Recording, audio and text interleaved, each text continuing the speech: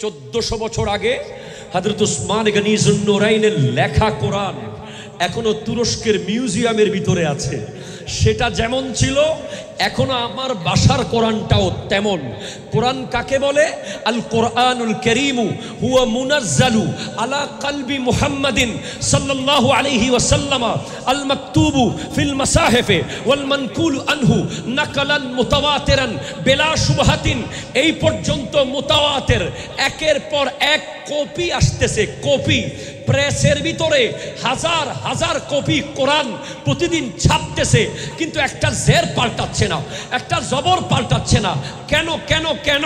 বলে কারণ হলো তাওরীত পাহারা দেওয়ার জন্য দায়িত্ব ছিল হযরতে মূসা আলাইহিস সালামের, জাবুর পাহারা দেওয়ার দায়িত্ব ছিল দাউদ খলিফাতুল্লাহর, ইনজিল পাহারা দেওয়ার দায়িত্ব ছিল ঈসা রূহুল্লাহর। ওই নবীরা পর্দা করার পরে উম্মত পাল্টে ফেলেছে, তো কোরআন কার দায়িত্বে? বলে কোরআন নাজিল করেছি হাবিবের উপরে, কিন্তু পাহারা দেওয়ার দায়িত্ব নিয়ে রেখেছি আমি আল্লাহ নিজে। ইন্না নাহনু নাযালনা যিকরা ওয়া ইন্না লাহু লাহাফিজুন। কিন্তু আল্লাহর রশি যেটা, ওটা যদি ধরে রাখতে না পারেন, না কবরে কিছু পাবেন না হাসরে কিছু পাবেন। এগুলো এই রশি আস্তে করে ধরার কারণে চলে গেছে গরু, চলে গেছে মহিষ, চলে গেছে ভেড়া, চলে গেছে দুব্বা। কিন্তু আল্লাহর রশি যদি আপনি আস্তে করে ধরেন, ঈমান চলে যাবে। মাঠকে আপনি মাঠ মনে করতে পারেন, আমি একটা বিশ্ববিদ্যালয় মনে করি। কারবালার মাঠকে আপনি একটা মাঠ মনে করতে পারেন, ময়দান। আমি এটাকে একটা সমুদ্র মনে করি, আমি এটাকে একটা পাহাড় মনে করি, আমি এটা একটা জগৎ মনে করি।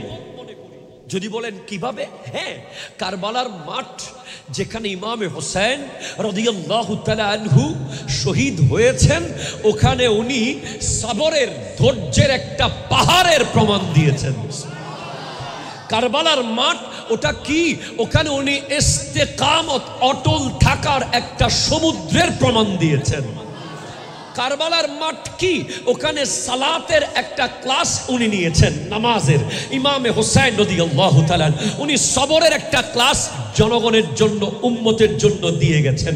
উনি স্যাক্রিফাইসের একটা ক্লাস উনি দেখিয়ে গেছেন। ওখানে অনেকগুলো ক্লাস হয়েছে, প্রত্যেকটা ক্লাস এই উম্মতের জন্য জান্নাতে যাওয়ার এক একটা লেসন। সুবহানাল্লাহ। হ্যাঁ, তাহলে কি করতে হবে? What we have to do? Surah Ale Imran দেখেন, রব্বুল আলামিন ইরশাদ করছেন, ওয়াতাসিমু বিহাবলিল্লাহি জামিআন ওয়া লা তাফাররাকু। তোমরা মজবুত করে, মজবুত ভাবে আল্লাহর রশিকে ধরো। বিজি আল্লাহর রশি।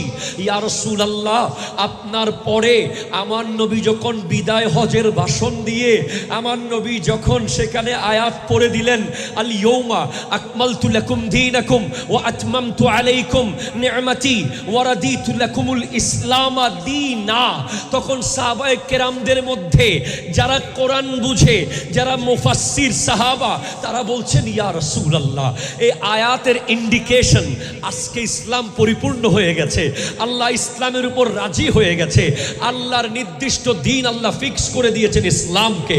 তাহলে মনে হয় আপনি নবী দুনিয়া থেকে পর্দা করে চলে যাবেন, আপনি বোধহয় আমাদের থেকে বিদায় নিয়ে যাবেন। ইয়া রাসূলুল্লাহ, আমরা কার কাছে যাব? কার কাছে যাব? কে আমাদেরকে পথ দেখাবে? কে আমাদেরকে রাস্তা দেখাবে? কার কাছে গেলে আমরা সঠিক রাস্তাটা খুঁজে পাবো? আমার নবী জানিয়ে দিলেন, ইন্নী তারিকুন ফীকুম সাকালাইন লান তাদিল্লু মা ইন তামাসসাকতুম বিহিমা কিতাবাল্লাহি ওয়া ইতরাতি আহলু বাইতি। আমি তোমাদের জন্য দুইটা জিনিস রেখে যাচ্ছি, অত্যন্ত দামি, অত্যন্ত মজবুত। এগুলো ধরে রাখবে, পথভ্রষ্ট হবে না। একটা আল্লাহর কোরআন আর একটা আমার পরিবার। আরো জোরে।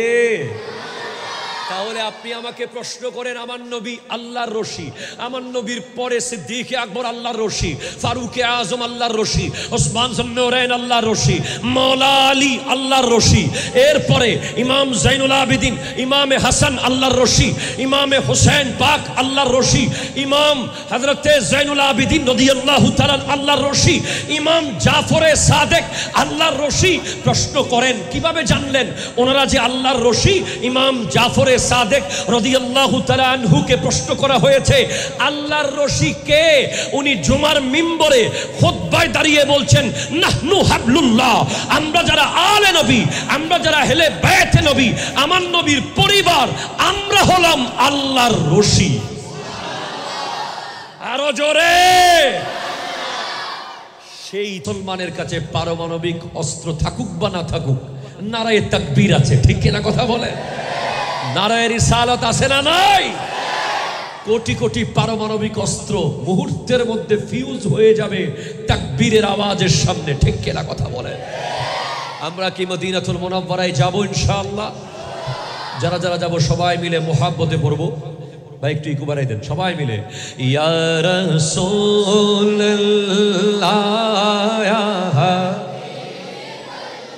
লা ইয়া রাসূলুল্লাহ ইয়া হাবিবাল্লাহ ইয়া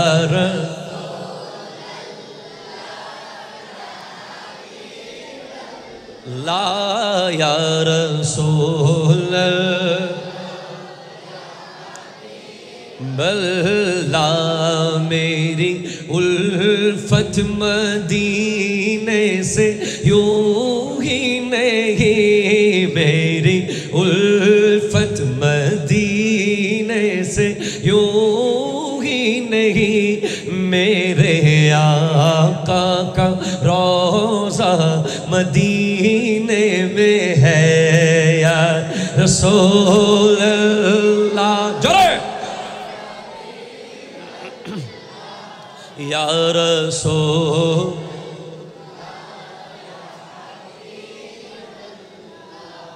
या रसूल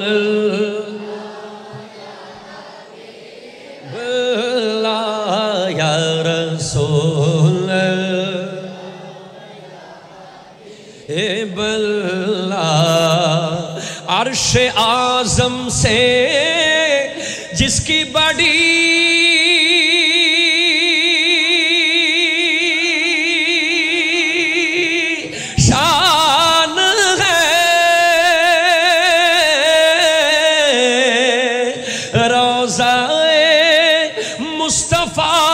जिसकी पहचान है, रोज़ाए मुस्तफा जिसकी पहचान है, जिसका हम पल्ला कोई महल्ला नहीं, যার সমান হবে এমন শহর পৃথিবীতে নাই, যার তুলনা হবে এমন গ্রাম পৃথিবীতে নাই, এমন একটা গ্রাম আছে ওই মদিনায়। ইয়া রাসূল লা ইয়া রাসূলুল্লাহ बिल्लाह मेरी उल्फत मदीने से यूं ही नहीं, मेरे आका का रोज़ा मदीने में है या रसूल। কই গেল ফটিকছড়ি মানুষ কোথায় গেছে? জোরে বলেন ইয়া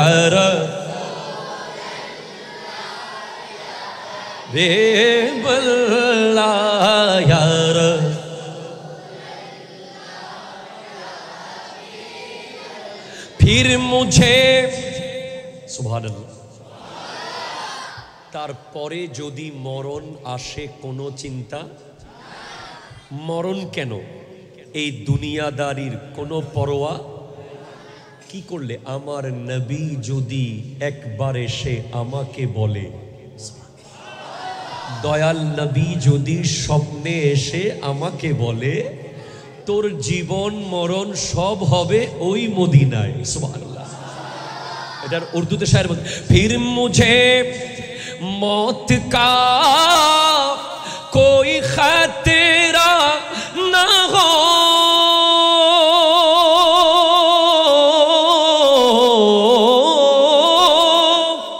मौत क्या जिंदगी की भी परवाह न हो,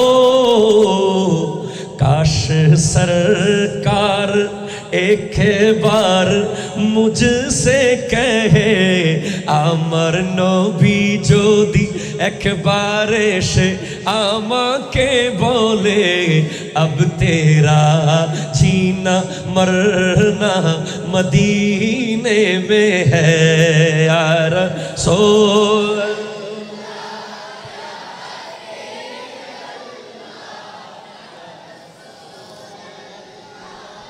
या हबीब अल्लाह या रसूल अल्लाह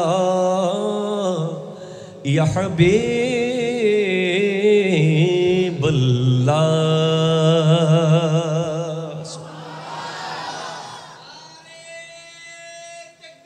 अल्लाहु अकबर।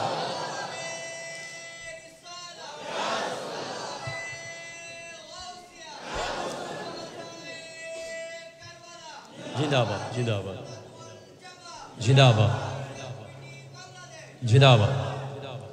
আছে কিনা? তারা বলেছে কোনো নির্ধারিত বিষয় নেই, তা আমি আমার মতো করেই তিলাওয়াত করেছি দুখানা আয়াতে কারীমা। একটি আয়াত হলো সূরা সাফফাত থেকে, রব্বুল আলামিন ইরশাদ করতে লাগলেন সালামুন আলা ইলিয়াসিন। একটু জোরে বলেন সুবহানাল্লাহ। হযরতে ইলিয়াস নবী, ওনাকে সালাম দিচ্ছেন আমার আল্লাহ। আল্লাহ এভাবে কোরআনে সালাম দিয়েছেন নবীদেরকে, সালামুন আলা ইব্রাহিম, সালামুন আলা মূসা ওয়া হারুন, সালামুন আলাল মুরসালিন। জোরে বলেন সুবহানাল্লাহ। Please concentrate young people. আমার তরুণ যুবক ভাইদের জন্য একটা আলাদা সেশন থাকবে শুধু তাদেরকে নিয়ে, তাদের চুল, তাদের ড্রেস, তাদের বিহেভিয়ার, তাদের বাইক চালানোর নিয়ম, তাদের মোবাইল ফোনের অবস্থা, সব কিছু নিয়ে একটা কথা থাকবে। সেজন্য আমার যুবক ভাইদেরকে বলবো একটু মনোযোগ নিয়ে বসুন। সালামুন আলা ইলিয়াসিন, এটা যেই কথা, ইয়া ইলিয়াস সালাম আলাইকা, সেই কথা। একটু জোরে বলেন সুবহানাল্লাহ। সালামুন আলা মূসা ওয়া হারুন, যেই কথা, ইয়া মূসা সালাম আলাইকা, ইয়া হারুন সালাম আলাইকা, সেই কথা। সুবহানাল্লাহ জোরে বলেন। অর্থ এক, মূল ভাব এক, সেন্টেন্স ডিফারেন্ট। তবে আপনি প্রশ্ন করতে পারেন, হুজুর আজকে তো শুহাদায়ে কারবালার মাহফিল চলছে, আলে রাসূলের কথা চলছে, এখানে ইলিয়াস আলাইহিস সালামের কথা কেন? হ্যাঁ, আপনি যদি তাফসীরে কবির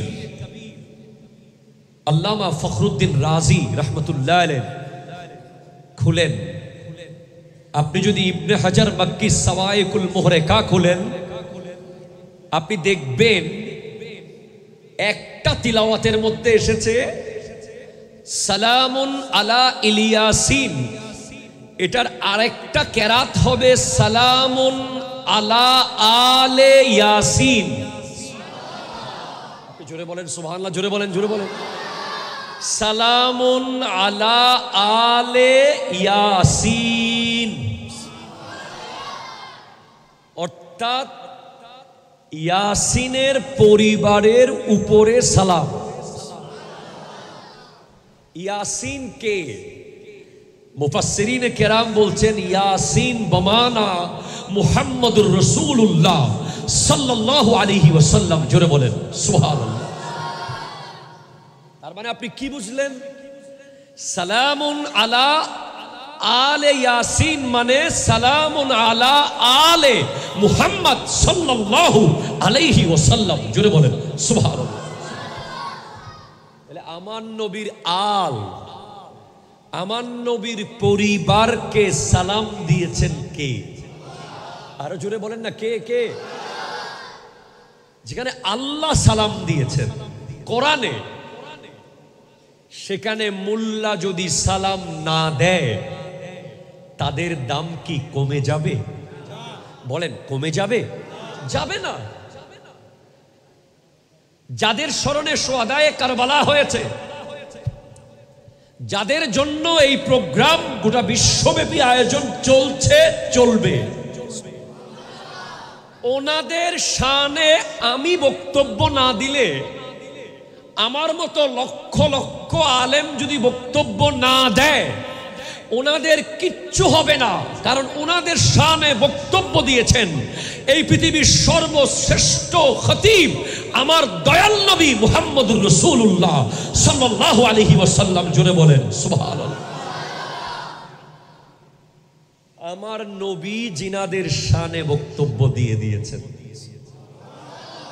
আর কোন বক্তা ওনাদের শানে বক্তব্য না দিলে কোনো অসুবিধা হবে? পৃথিবীর কোন লেখক যদি ওনাদের শান না লেখে, ওনাদের কোনো অসুবিধা হবে? লিখেছেন কে? খুদ আল্লাহ কোরআনে ওনাদের শান লিখিয়েছেন। সেখানে কোনো মুআররিখ, কোনো ঐতিহাসিক যদি মাওলা আলীর শান না লেখে, সৈয়দা ফাতেমাতুজ জাহরার শান না লেখে, হাসান ও হুসাইন রাদিয়াল্লাহু তাআলা আনহুমার শান না লেখে, ওনাদের পরিবারের শান না লেখে, ওনাদের কোনো অসুবিধা হবে না। কারণ কোরআন ওনাদের শান লিখেছে। হ্যাঁ, তো আমাদের কি কাজ এখন? What is our duty? আমরা সোহাদায়ে কারবালা মাহফিল প্রত্যেক বছর করি, করছি, চলছে। আমরা কি বিরিয়ানির প্যাকেট নিয়ে বাসায় চলে গেলেই হবে? বলেন, হবে? হবে হবে অবশ্যই। এখান থেকে আমাদের একটা বিশাল লেসন আছে কারবালার। আরো জোরে ধরো ধরো ধরো, এমন ধরা ধরবে, মজবুত করে ধরবে। হুজুর, আল্লাহকে দেখি নাই, আল্লাহর রশি আবার কোনটা? এই রশি কোথায় পাওয়া যায়? এটা কি ফটিকচুরির কোনো বাজারে পাওয়া যাবে? এটা কি চৌমুহনীতে পাওয়া যাবে? এটা কি চট্টগ্রামের কোনো দামি মার্কেটে পাওয়া যাবে? এই রশিটা আবার কেমন? আমরা তো কত রশি দুনিয়াতে দেখেছি, যেই রশি দিয়ে আমরা অনেক গাছ বাঁধতে দেখেছি, বাঁশ বাঁধতে দেখেছি, রশি দিয়ে আমরা কোরবানির পশুর গলা বেঁধে নিয়ে এসেছি। এটা আবার কোন রশি যেটা মজবুত করে ধরবো? আমার নবীকে প্রশ্ন করা হয়েছে, আল্লাহর রশি কোনটা? আমার নবী ইরশাদ করতে লাগলেন, ইন্নী হাবলুল্লাহ, আমি মুহাম্মদুর রাসূলুল্লাহ হলাম আল্লাহর রশি। আরো জোরে, ইয়া রাসূলুল্লাহ।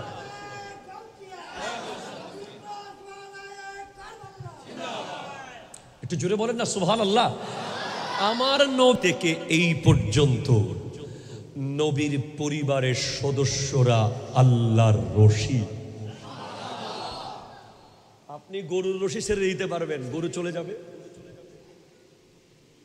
কথা কয় না।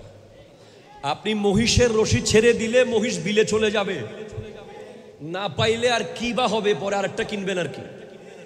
কথা কয় না, ঠিক কিনা? কথা কয় না। 100টা মহিষ যদি হারিয়ে যায় আপনার কি বড় ক্ষতি হয়ে যাবে? আরে সিদ্দিক আকবর রাদিয়াল্লাহু তাআলা আনহুর একবার 40টা উট হারিয়ে গেছে, অনেকগুলো গোলামও হারিয়ে গেছে একসাথে। ওনার মুখ কালো, চেহারা মলিন। আমার নবী জিজ্ঞেস করছেন, আবু বকর, তোমার চেহারা মলিন কেন?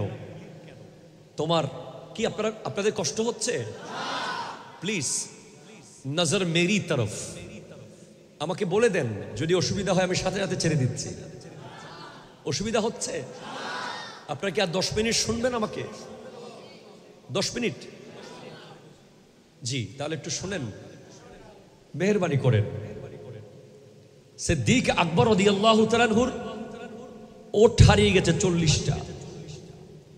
মতান্তর থাকতে পারে, সংখ্যার মধ্যে, গোলামও হারিয়েছে।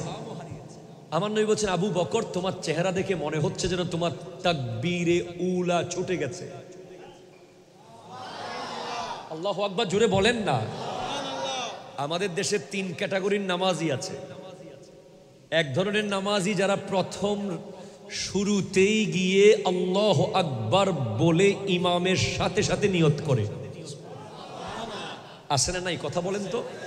মুরব্বীদের মধ্যে অনেক পাবেন, ইটস ইম্পর্টেন্ট। এক ধরনের নামাজি, ইমাম সাহেব জামাত শুরু করে দিয়েছে আমাদের বদরুদ্দিন কাদরি সাহেব, সাথে সাথে উনি পিছনে নিয়ত করে ফেলেছে মুসল্লি। আরেক ধরনের নামাজি উজু করতে করতে আসার খেতে খেতে এসেছে, কারণ উনি বৈঠকখানায় এতক্ষণ পুরো বিশ্বের খবর নিয়েছে না। কথা জোরে বলেন না, ঠিক কিনা?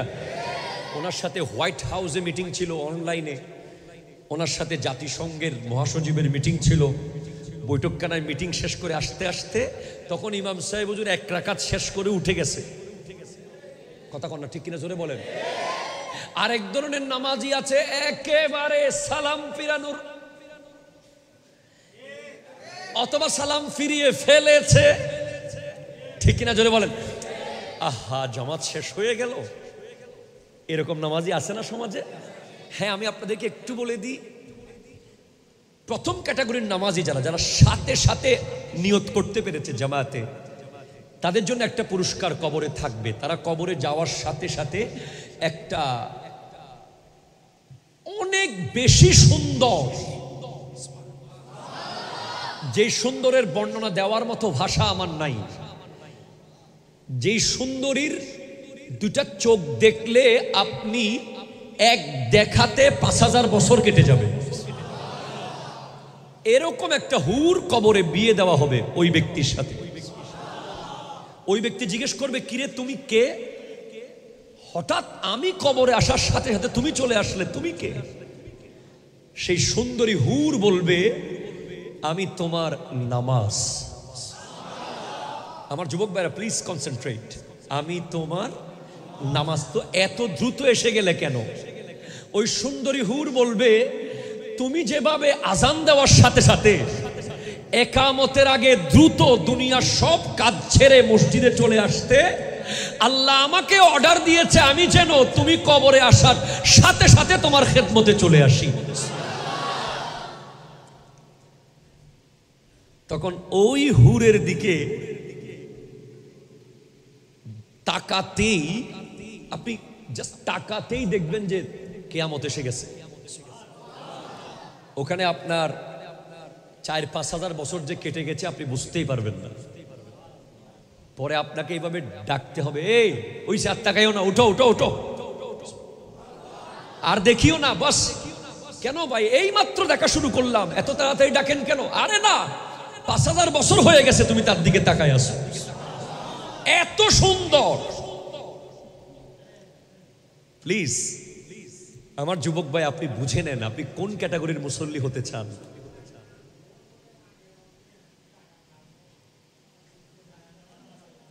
দরুদ শরীফ, আল্লাহুম্মা, আসো আসো আসো আসো, কাছে আসো, কাছে আসো।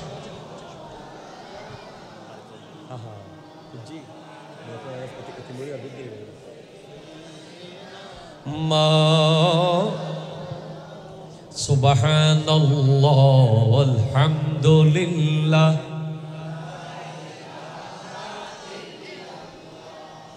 আল্লাহ।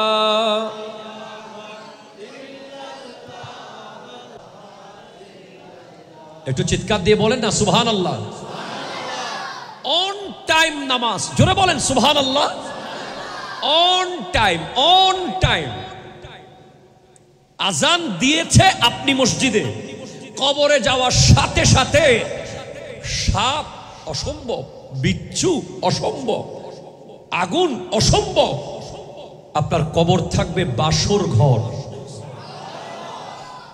সেখানে থাকবে ওই দুলহান যার কথা বলছি, সে এসে যাবে, সে আপনার নামাজ। জোরে বলেন সুবহানাল্লাহ।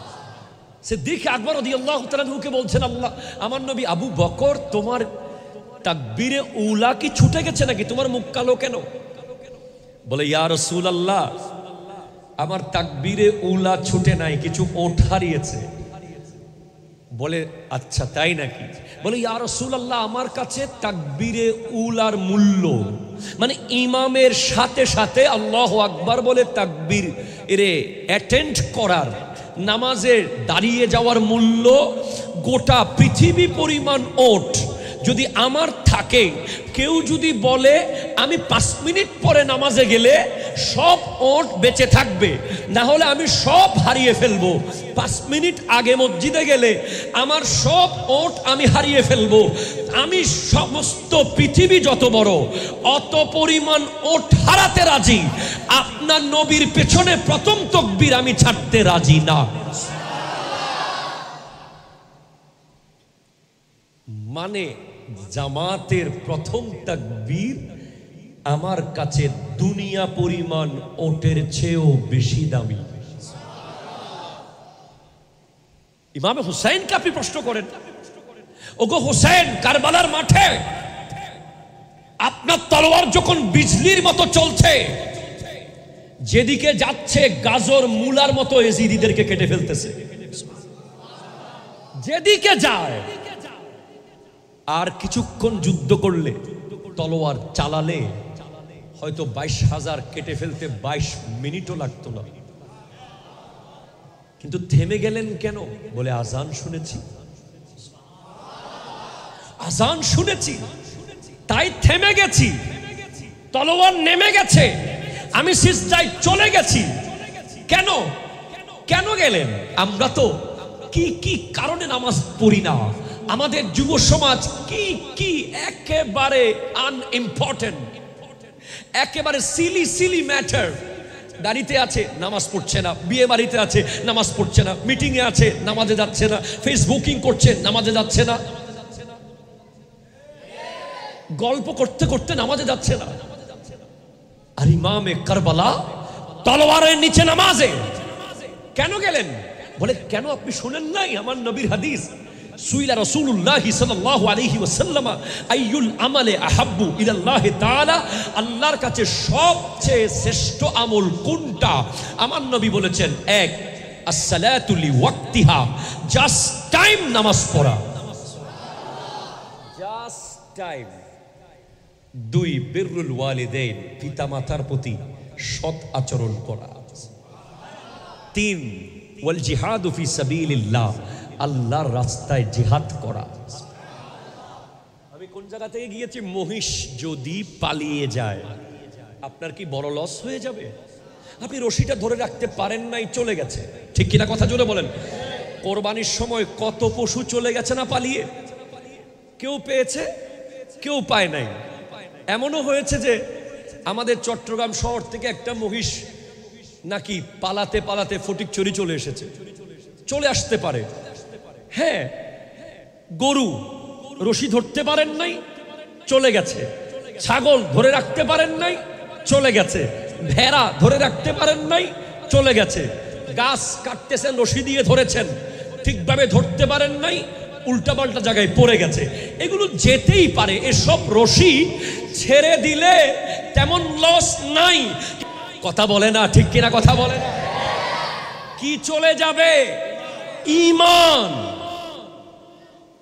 যাদেরকে আল্লাহর রশি বলা হয়েছে, ওনাদেরকে ধরে রাখলে ঈমান থাকবে, ওনাদেরকে ছেড়ে দিলে ঈমান যাবে।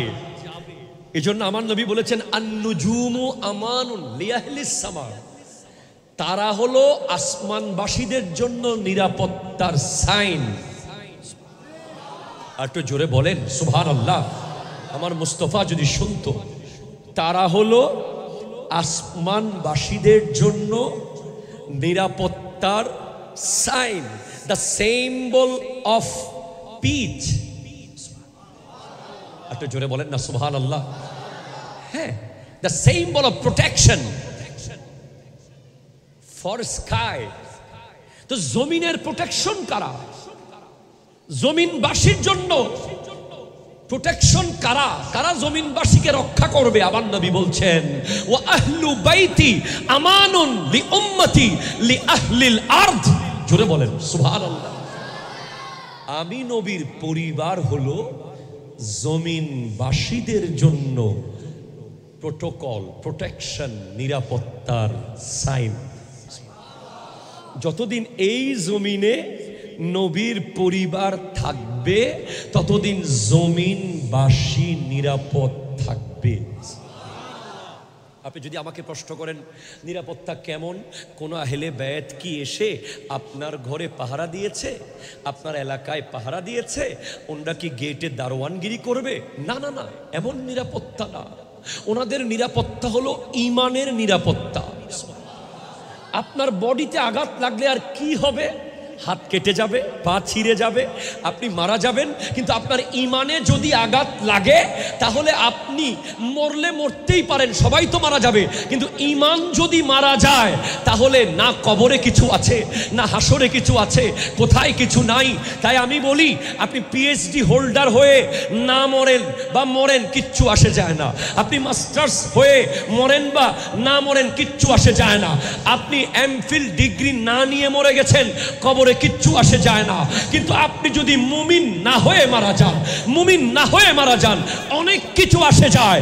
আপনাকে ঈমানের দায়রার ভেতরে, আপনাকে ঈমানের চাদরের ভেতরে, আপনাকে ঈমানের সীমানার ভিতরে যারা বারবার টেনে নিয়ে আসে, যারা ধরে রাখে, তাদের নাম হলো আহলে বাইত আলে রাসূল।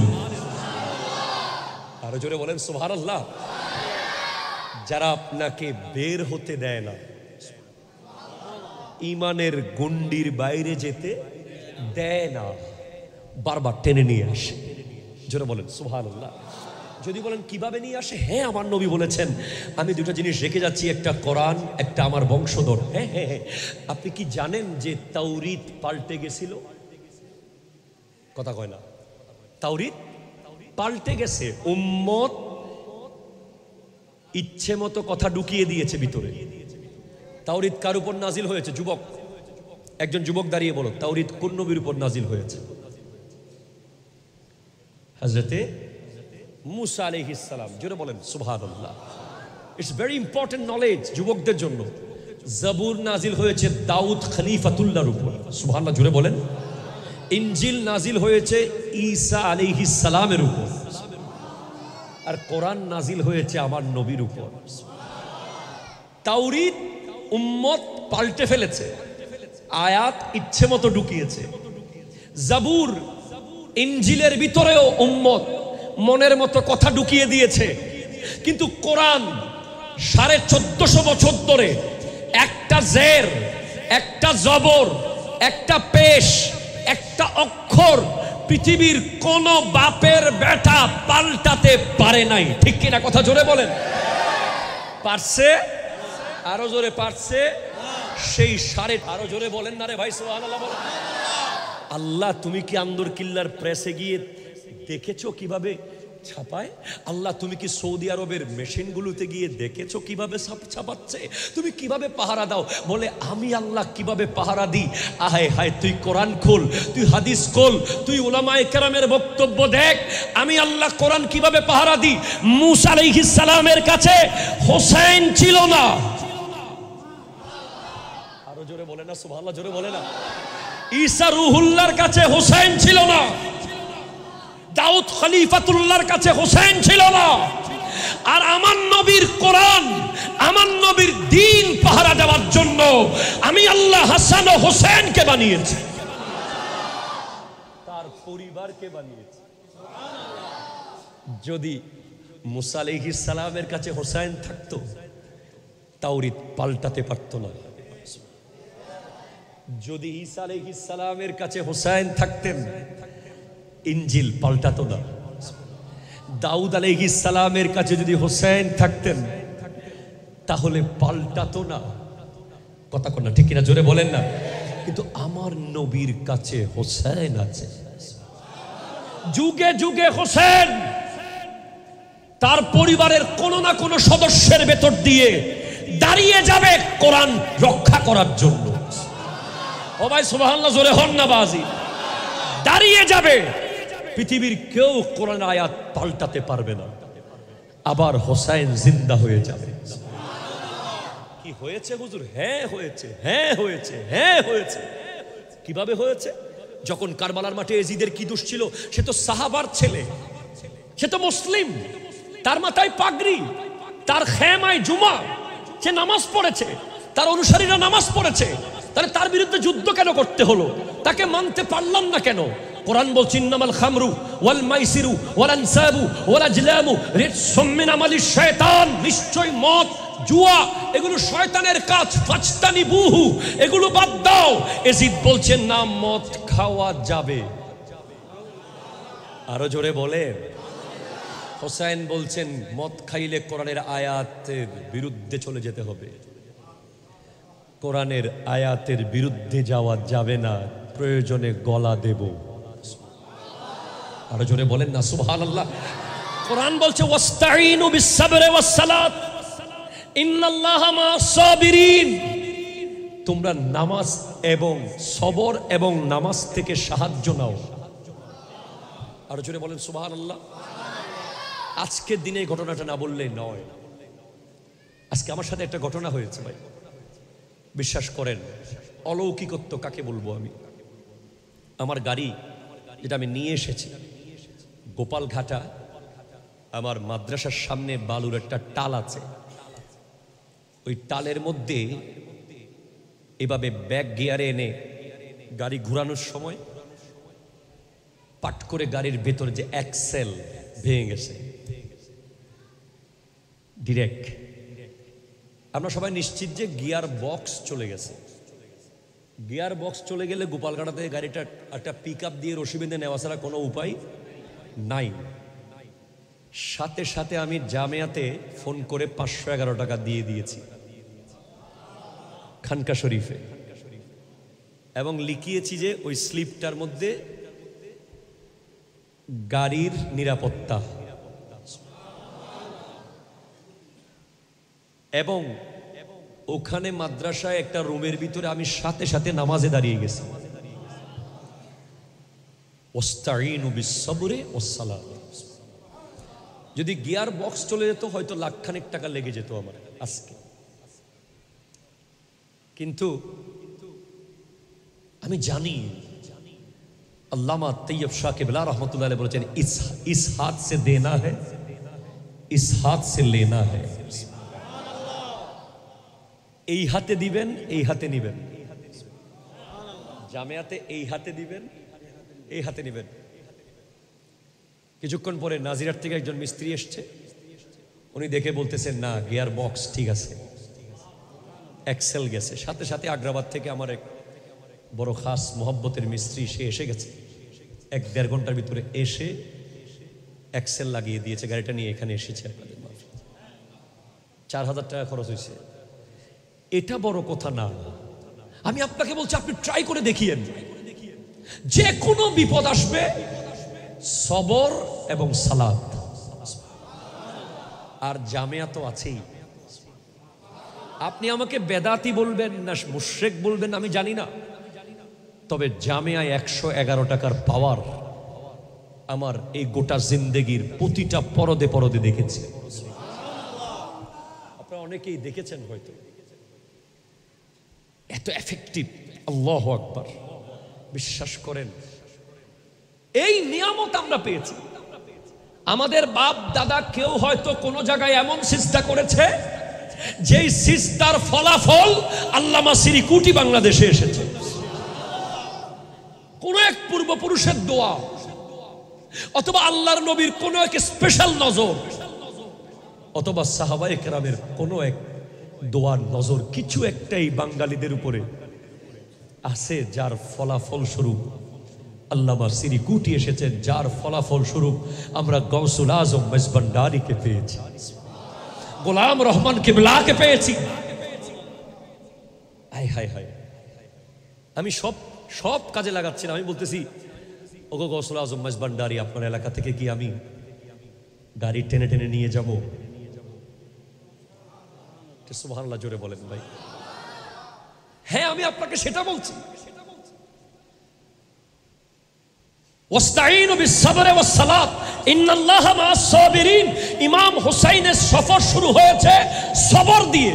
মদিনা থেকে মক্কা সবর, মক্কা থেকে কুফা সবর, ইমাম হযরত আলী আসগর শাহাদাত সবর, আলী আকবরের শাহাদাত সবর, কাসিম ইবনে হাসানের শাহাদাত সবর, আব্বাস আলমদারের শাহাদাত সবর, আনা মুহাম্মদের শাহাদাত সবর। পানি নাই সবর, ময়দানে গেছেন সবর, ঘরের মধ্যে নারীদেরকে রেখে চলে যাচ্ছেন সবর, ইমাম জাইনুল আবিদ অসুস্থ সবর। সবর দিয়ে শুরু হয়েছে সফর, সালাত দিয়ে শেষ হয়েছে সফর।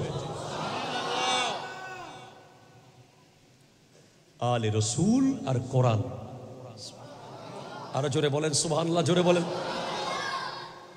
আপনি দেখেন বাঁশকালীর ওই শেকের খিল, হ্যাঁ সেখানে ইন্নাল্লাহা ওয়া মালাইকাতাহু ইউসাল্লুনা আলান নবী ইয়া আইয়ুহাল্লাযীনা আমানু সাল্লু আলাইহি ওয়া সাল্লিমু তাসলিমা। আয়াত পড়ছেন আল্লামা সিরিকুটি মাহফিলে, কিন্তু মানুষ দরুদ শরীফ পড়ে নাই। তখন আওলাদ রাসূল প্র্যাকটিক্যাল কোরআন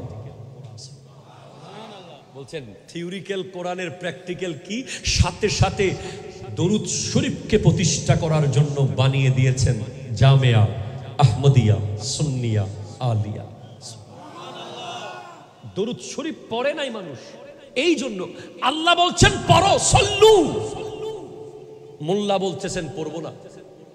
তখন দাদা হুজুর চিন্তা করলেন, না ইহা মাদ্রাসা বানানা হোগা তাকে লোক দরুদ পড়ে। আপনি দেখেন যেই দরবারের বাবা হুজুর কিবার উরসে আপনি এসেছেন, ওই দরবারে পীরের প্রশংসা কম, নবীর প্রশংসা বেশি। কিভাবে হুজুর? হ্যাঁ আপনি দেখেন, যখন কুল বিফদ্লিল্লাহি ওয়া বিরহমাতিহি ফাবিযালিকা ফালিয়াফরাহু হুয়া খায়রুম মিম্মা ইয়াজমাউন, এই আয়াত যখন জানার পরেও, বুঝার পরেও, তাফসীর শোনার পরেও যখন মিলাদুন নবী তারা করবে না, নবীর আগমনে তারা খুশি হবে না, তারা তারা তারা ঈদুল ফিতরের দিন সরকারিভাবে র্যালি করতে পারবে, ঈদুল ফিতরের জুলুস, তাদের কোনো ফতোয়া নাই। তারা পহেলা বৈশাখের দিন জুলুস করবে, তাতে কোনো ফতোয়া নাই। ওলামায়ে কেরামদের ফেসবুক পেজে বেদাতের কোনো ফতোয়া নাই। তা আমাদের প্রিয় শায়েখরা যখন জেলখানা থেকে বের হবে, ওনাদেরকে জুলুস করে করে আনা যাবে, তাতে কোনো ফতোয়া নাই। আমাদের প্রিয় কারীরা বিভিন্ন কান্ট্রি থেকে কোরআন প্রতিযোগিতায় প্রথম হয়ে বিমানবন্দর থেকে জুলুস করে করে আসতে পারবে, তাতে কোনো ফতোয়া নাই। কিন্তু নবীর আগমনে জুলুস করতেছি, তাতে ফতোয়া আর ফতোয়া। তখন আওলাদ রাসূল দেখছেন কোরআনের আয়াতের বিরুদ্ধে যাচ্ছে উম্মত, তাই তিনি এসে আল্লামা তৈয়ব শাকেবেলা এই বাংলার মানুষকে দিয়েছেন জশ্নে জুলুসে ঈদে মিলাদুন নবী।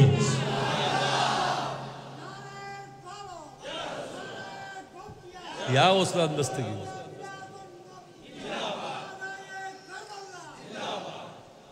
আপনাদের কষ্ট হচ্ছে না তো? আমি তেমন ওয়াজ কালাম জানি না রে ভাই, আমার তেমন এলম কালাম নাই। শ্রীকুটের পাহাড় থেকে একটু দয়া হলে কিছু কথাবার্তা বলি, পাগল এলম দিয়ে আপনাদেরকে কি শিখাবো, কি বুঝাবো আমি? ওলি আল্লাহদের নজর না হলে এখানে কোনো কিছুই কাজ করবে না, ঠিক কিনা? কথা জোরে বলেন। এলম শয়তানেরও ছিল, মুহাব্বত ছিল না। আগে মুহাব্বত, তারপরে এলম, ঠিক কিনা? জোরে বলেন।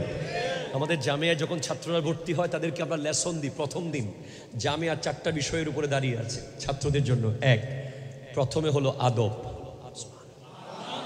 আরো জোরে বলেন সুবহানাল্লাহ। 2 নম্বর হলো আকীদা, 3 নম্বর হলো ইবাদত, 4 নম্বর হলো এলম, অথবা 3-এ এলম 4-এ ইবাদত। কিন্তু প্রথম 1-2 এর মধ্যে ইলম বইপত্র নাই। প্রথম 1-2, 1 নম্বর হলো আদব, 2 নম্বর হলো আকীদা। হ্যাঁ আমি আপনাকে বলছি, আবার যখন আপনি দেখলেন না মুসলমানের মসজিদে দেখশি পাতিল, দেখেন নাই আপনারা? আমরা অনেক জায়গায় দেখেছিলাম, অনেক মানুষ আমাদের মতো ভাইয়েরা মসজিদে থাকতেছে, খাচ্ছে, ঘুমাচ্ছে, দেখেন নাই আপনারা? হ্যাঁ, দাওয়াত দিচ্ছে ইসলামের। কোরআন বলছে ওয়ালতাকুম মিনকুম উম্মাতুন ইয়াদউনা ইলাল খায়র ওয়া ইয়া'মুরুনা বিল মারুফ ওয়া ইয়ানহাউনা আনিল মুনকার। তোমাদের মধ্যে একটা দল থাকবে যারা মানুষের কাছে গিয়ে গিয়ে দ্বীনের দাওয়াত দেবে। তবে এখানে বলা নাই তারা মসজিদে থাকবে, ওখানেই খাবে দাবে, ডেকসি পাতিল ওখানে ধুবে, ওখানে পুকুরে আবার মাছবে, ওখানে আবার মশারি টাকিয়ে ঘুমাবে। এমনটা কেমন জানি লেগেছে আমাদের, ঠিক কিনা কথা জোরে বলেন। তখনই আওলাদ রসুল পীর বাঙ্গাল আল্লামা সাবের শাহ কেবলা এসে দিয়ে দিলেন দাওয়াতুল খায়র, প্র্যাকটিক্যাল কোরআন। জোরে বলেন সুবহানাল্লাহ। যখনই দেখবেন যে কোরআনের আয়াতকে কেউ বিকৃত করছে, কেউ নিজের মতো করে চালিয়ে দিচ্ছে, তখনই আপনি দেখবেন আওলাদ রসুল এসে কোরআনের প্র্যাকটিক্যাল একটা ইনস্টিটিউট করে দেবে। আরো জোরে বলেন না সুবহানাল্লাহ। যখনই আপনি দেখেছেন না কিশোর গ্যাং, কথা কোনা ঠিক কিনা জোরে বলেন। তরুণ যুবকরা নিজের বাপ মা সারা জীবন খাওয়াইছে, তাদেরকে অভিভাবক না বানাইয়া অমুক ভাই সমুক ভাইয়ের ছবি দিয়ে বলে প্রিয় অভিভাবক। আছে না নাই কথা বলেন। কিশোর গ্যাং, প্রিয় অভিভাবক, তরুণ যুবকরা কেউ অমুক ব্লক, কেউ সমুক ব্লক, কেউ অমুক দল, কেউ সমুক দল, কেউ আর্জেন্টিনা ব্লক, কেউ ব্রাজিল ব্লক, কেউ ইন্ডিয়া ব্লক, কেউ পাকিস্তান ব্লক, কেউ এই রাজনৈতিক দল, কেউ ওই রাজনৈতিক দল, কেউ এই ব্যক্তির টিম, কেউ ওই ব্যক্তির টিম। যখন তরুণরা বিশৃঙ্খল, কোন দিকে যাবে তারা, তাদের আসলে যাওয়া উচিত কোন রাস্তায়, এই অবস্থা যখন হয়েছে, ওয়াতাসিমু বিহাবলিল্লাহি জামিআ ওয়ালা তাফাররাকুর প্র্যাকটিক্যাল দিয়েছেন গাউসিয়া কমিটি বাংলাদেশ। হাত তুলে বলেন ঠিক কিনা বলেন, আরো জোরে বলেন ঠিক কিনা বলেন। গাউসিয়া কমিটি বাংলাদেশ হলো আল্লাহর রশি, কারণ এটা আওলাদ। গাউসিয়া কমিটিকে ধরা মানে আওলাদ রসুলকে ধরা। আবার গাউসিয়া কমিটি এটা কিন্তু তৈয়বিয়া কমিটি না, এটা তাহেরিয়া কমিটিও না, এটা গাউসিয়া কমিটি। জোরে বলেন সুবহানাল্লাহ। গাউসে পাকের নামে, কেন? ওনার উপরে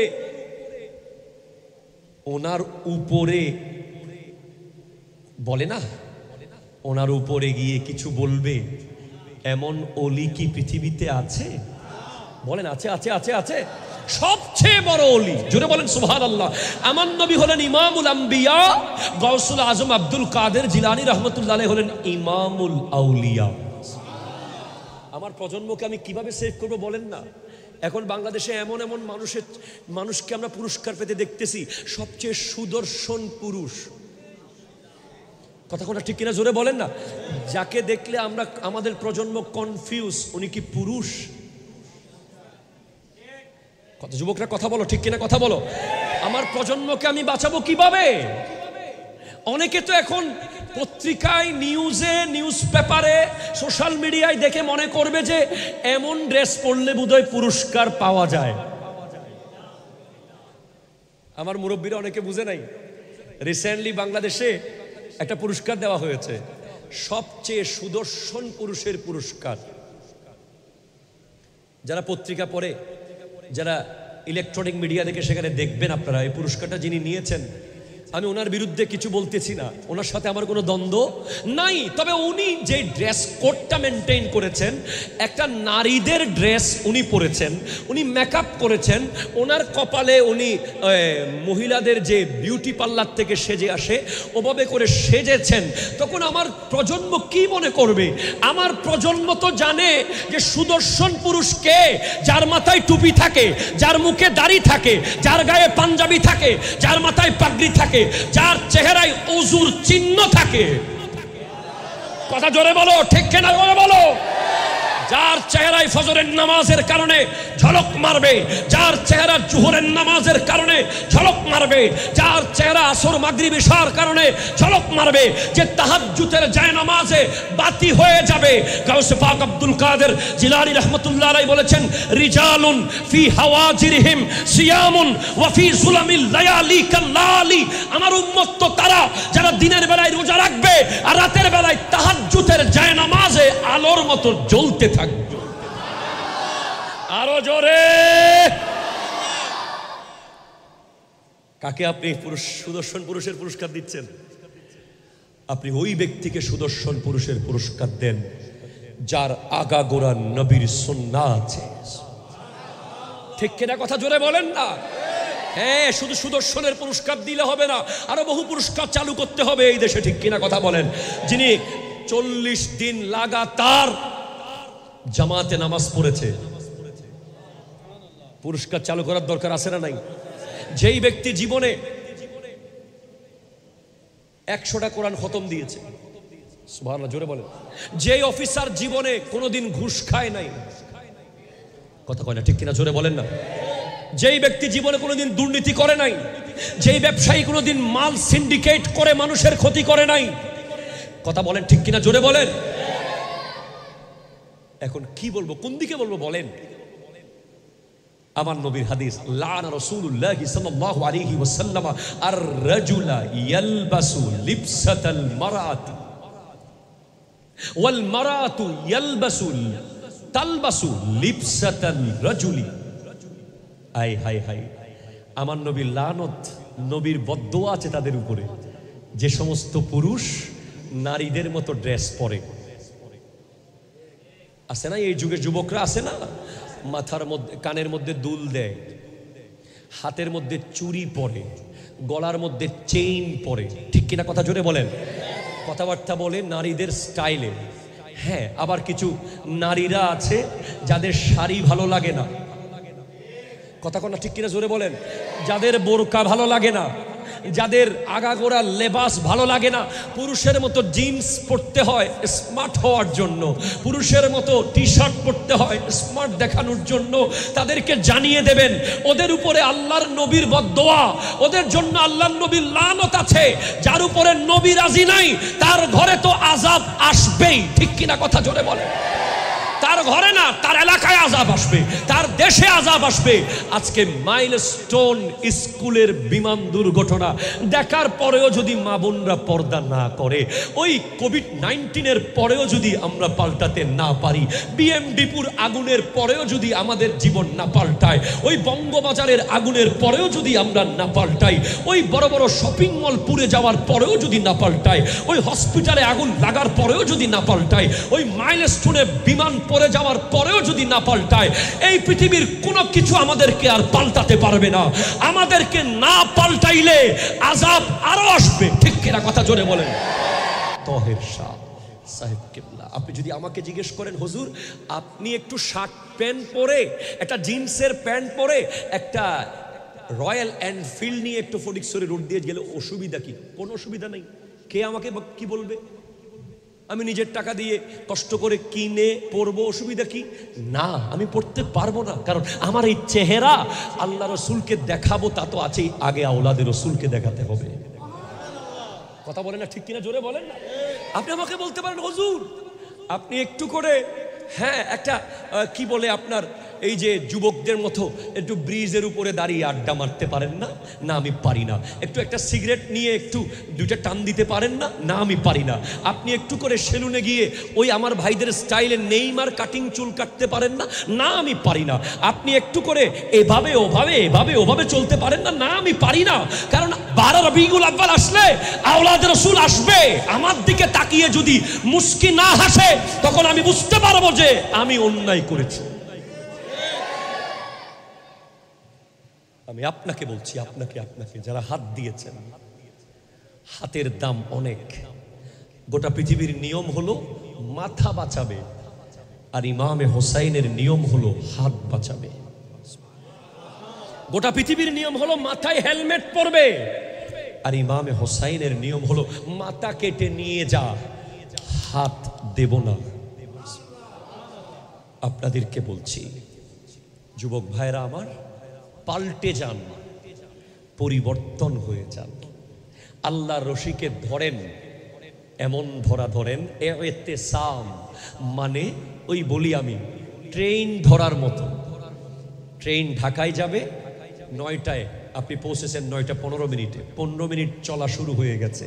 এখন আপনি ট্রেনটা কিভাবে ধরবেন? হাতলটা অবশ্যই পৃথিবীর সব শক্তি দিয়ে আপনি ধরে ফেলবেন, যাতে না পড়েন।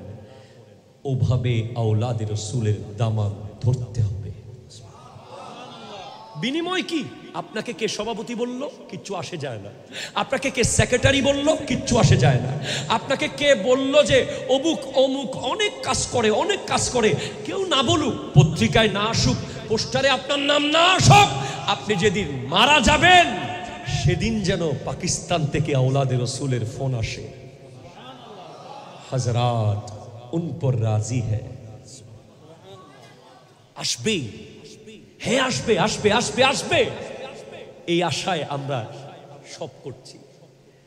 আপনি দেখেন নাই আলহাজ মোহাম্মদ মহসিন সাহেবকে? আওলাদে রসুল নিজের হাতে যার কবর করেছে, আওলাদে রসুল নিজে যাকে কবরে নামিয়েছে, নবীর আওলাদ নিজে যার জানাজার ইমামতি করেছে, গোটা দুনিয়া ওনার বিরুদ্ধে গেলে কি আসে যায়, নবীর আওলাদ ওনার উপরে রাজি। সেজন্য আমার যুবক ভাইয়েরা, আপনারা কি কষ্ট পেয়েছেন আমার কথায়? তাহলে মূল কথা হলো আল্লামা তৈয়ব শাহ কিবলা রহমতুল্লাহ আলাইহি আমাদের জন্য নিয়ামত। তো ওনাকে সম্মান করা মানে গাউসিয়া কমিটিকে সম্মান করা, ওনাকে ভালোবাসা মানে জস্টে জুলুসকে ভালোবাসা, ঠিক কিনা কথা জোরে বলেন।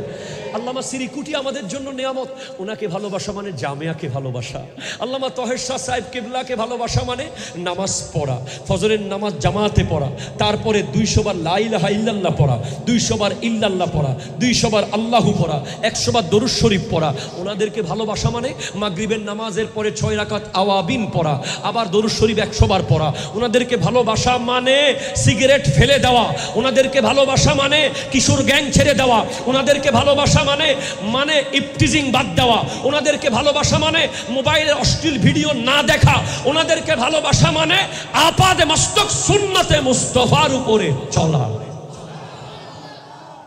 যেন হাসরের মাঠে উনি বলে, আপনি বলার আগে যেন উনি বলে, এই তো আমার চৌমোহনীর আল্লাহওয়ালা মুরিদ।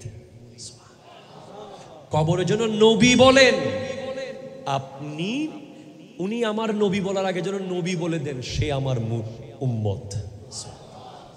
নিজের দিকে তাকান, আয়নার সামনে দাঁড়িয়ে নিজেকে প্রশ্ন করেন, আপনার আপাদে মস্তক সুন্নাতের উপরে আছে কিনা। তৈয়ব শাহ কিবলাকে জিজ্ঞেস করা হয়েছে, অলি কে? যিনি আকাশে উড়ে তিনি অলি, যিনি পানিতে হাঁটে উনি অলি, যিনি আগুনে দাঁড়িয়ে থাকে উনি অলি? বলেন না, অলি হলো যার গোটা জিন্দেগি নবীর সুন্নাতের উপরে কেটেছে, উনি হলেন অলি। আল্লাহ পাক আজকের মাহফিলকে কবুল করুক।